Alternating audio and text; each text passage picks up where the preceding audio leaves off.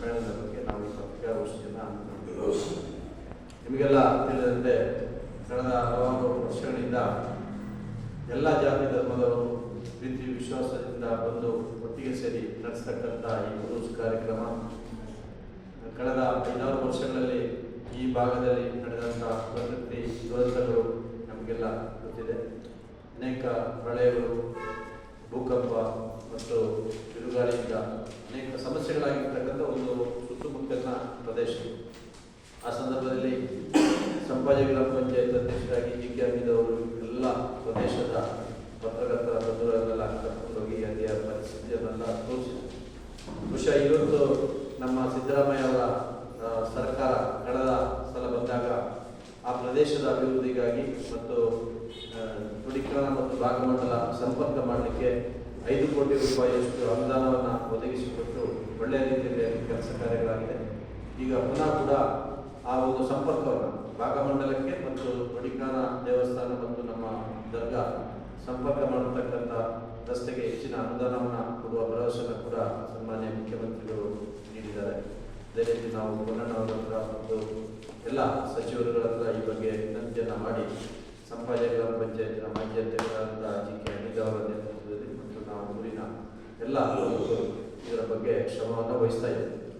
ಇವತ್ತು ನಮ್ಮ ಊರಿನಲ್ಲಿ ನಡೆಯತಕ್ಕಂಥ ಈ ಒಂದು ಬೇರ್ಡಕ ಒಲಿವುಲ್ಲಾಹಿ ದರ್ಗಾ ಶರೀಫ್ ಉರೂಸ್ ಕಾರ್ಯಕ್ರಮ ಅಂದರೆ ಅತ್ಯಂತ ಪುರಾತನ ಕಾಲದಿಂದ 90-95 ವರ್ಷಗಳಿಂದ ಉರೂಸ್ ಕಾರ್ಯಕ್ರಮ ನಡೆಸಿಕೊಂಡು ಬರ್ತಾ ಇದೆ. ಇವತ್ತು ನಾಳೆ ನಡೆಯತಕ್ಕಂಥ ಈ ಒಂದು ಕಾರ್ಯಕ್ರಮ ಮಧ್ಯಾಹ್ನ ಜುಮಾ ನಮಾಜಿನ ನಂತರ ಚಾಲನೆ ಕೊಡಲಿಕ್ಕೆ ಇದ್ದೇವೆ.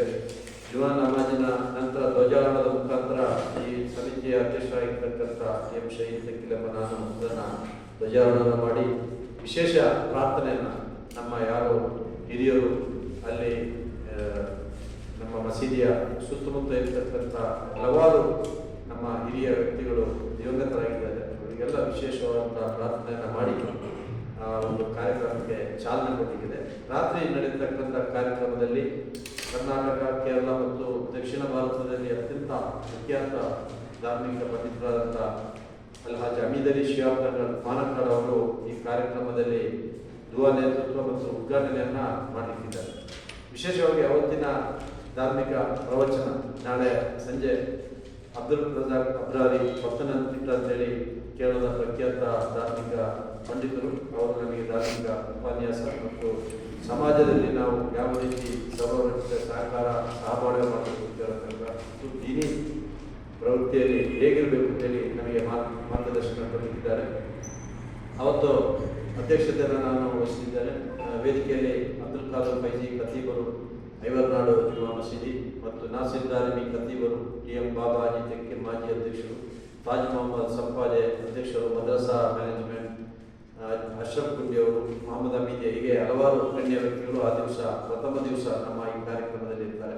2ನೇ ದಿವಸ 1ನೇ ದಿನಾಂಕ 1ರಂದು ಫೆಬ್ರವರಿ 1ರಂದು ಈ ಒಂದು ಕಾರ್ಯಕ್ರಮದಲ್ಲಿ ವಿಶೇಷವಾಗಿ ತಪ್ಪು ಸ್ಪರ್ಧೆ, ಬುರ್ದಾ ಮಜ್ಲಿಸ್ ಮತ್ತು ರಸೂಲ್ ಮಧುಗಾನ ಏನು ನಮ್ಮ ಪ್ರವಾದಿಯವರ ಅವರ ಒಳ್ಳೆಯ ಕೆಲಸಗಳ ಬಗ್ಗೆ ಮದುವೆ ಹೇಳ್ತಕ್ಕಂಥ ಒಂದು ಕಾರ್ಯಕ್ರಮವನ್ನು ಅವತ್ತು ನಡೆಸಲಿಕ್ಕಿದೆ.